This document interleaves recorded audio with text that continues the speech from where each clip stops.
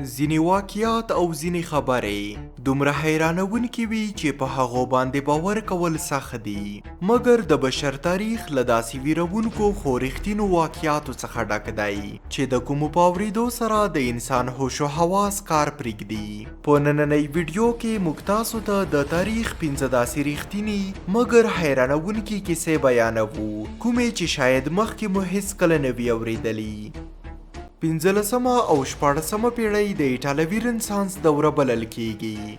دا هغه وخت وو کله چې د ایټالیا کلتور او هنر نه یوازې په اروپا بلکې په ټوله غربي نړۍ واکمن وو. لیوناردو ډاوینچي او مایکل انجلو د همدې ایټالوي رنسانس په دوره کې نړۍ ته راغلل او ټولې نړۍ ته یې داسې شاهکار او هنري اثار وړاندې کړل چې انسانانو مخکې کله هم نه ولیدلي. مګر د همدې 200 کلنې دورې په ترڅ کې یوه ډیره ویرونکې پیښه هم رامنځته شوه. په 1494 کې په اروپا کې یوه داسې ناروغي خپره شوه چې له خلکو یې په حقیقي ژوند کې زومبیان جوړ کړل.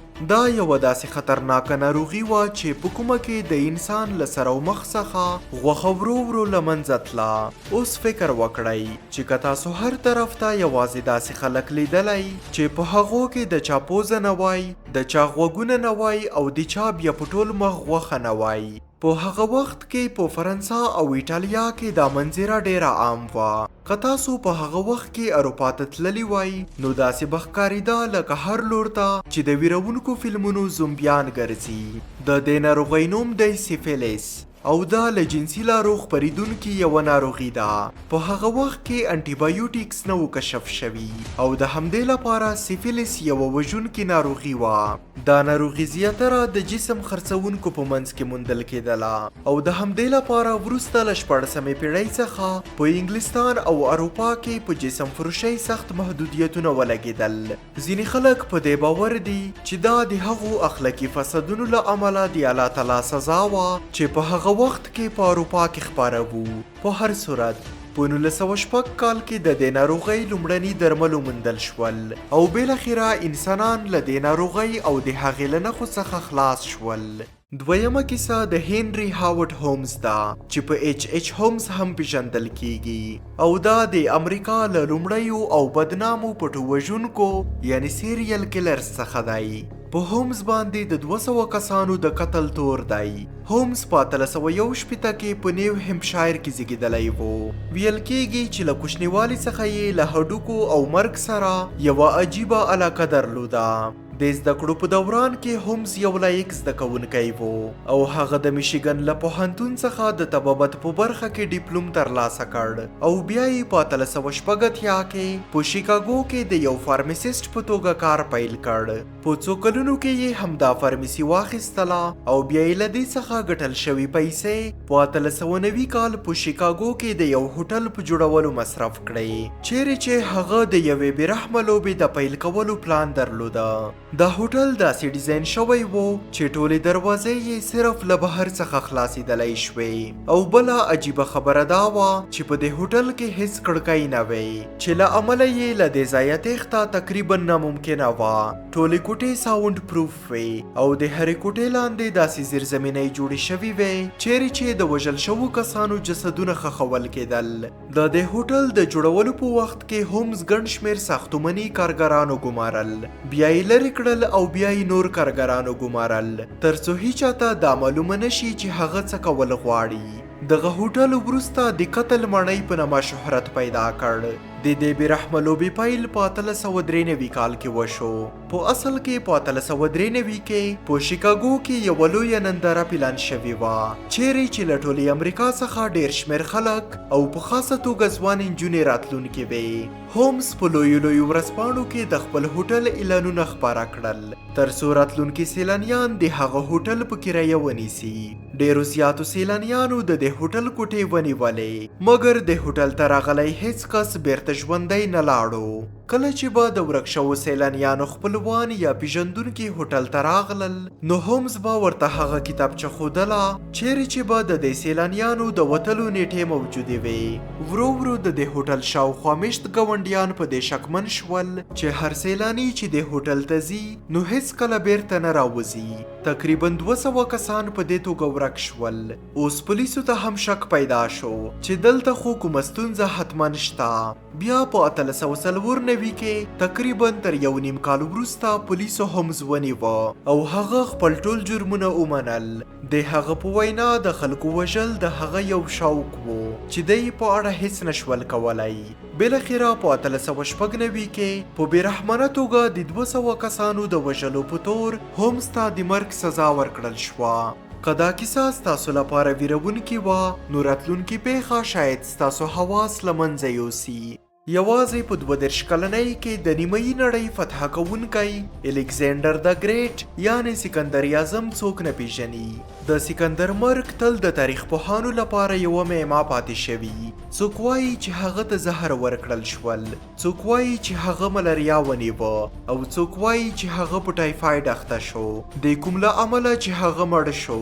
مګر یوه تازه څېړنه وایي چې د سکندر مرګ د دې ناروغیو له امله نه و شوی بلکې هغه بیخي مړ شوی نه و او په اصل کې هغه ژوندی دفن شوی و.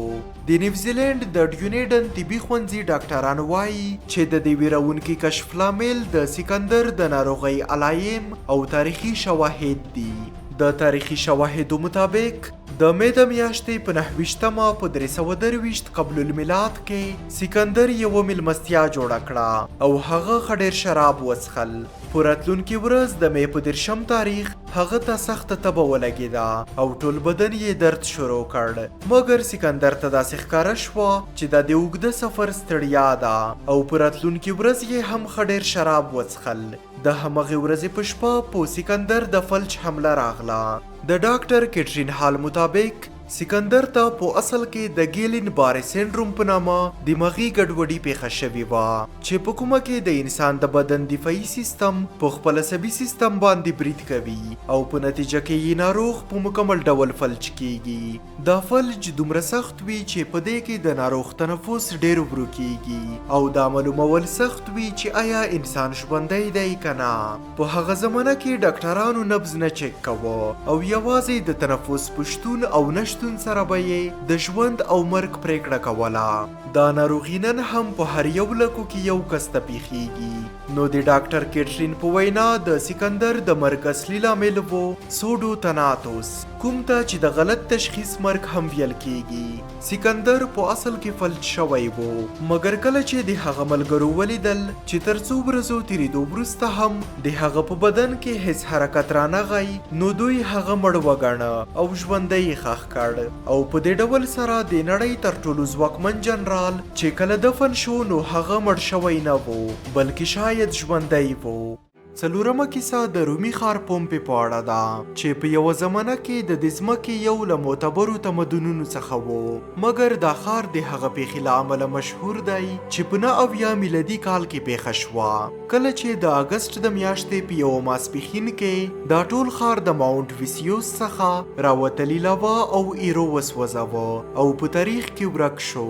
یوازې په 12 ساعتونو کې تقریبا 14,000 کسان د سابندیدو له امله مړه شول. د پومپې د دې پیښې په اړه ډېر خلک پوهیږي خو له پومپې څخه بدتر حال د هغه د ګاونډي ښار هرکولینیم و.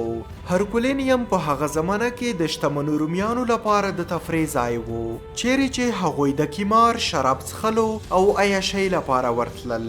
له پومپې څخه یوازې 11 میله لرې هرکولینیم هم د ماونټ ویسیوس څخه د راوتلي آتشفشاني ایرو لاندې شو. خو له دې نه هم ډېر ویرونکي څه دا و چې هرکولینیم د ډېر زیات ګرم پایروکلاستیک فلو ښکار شو.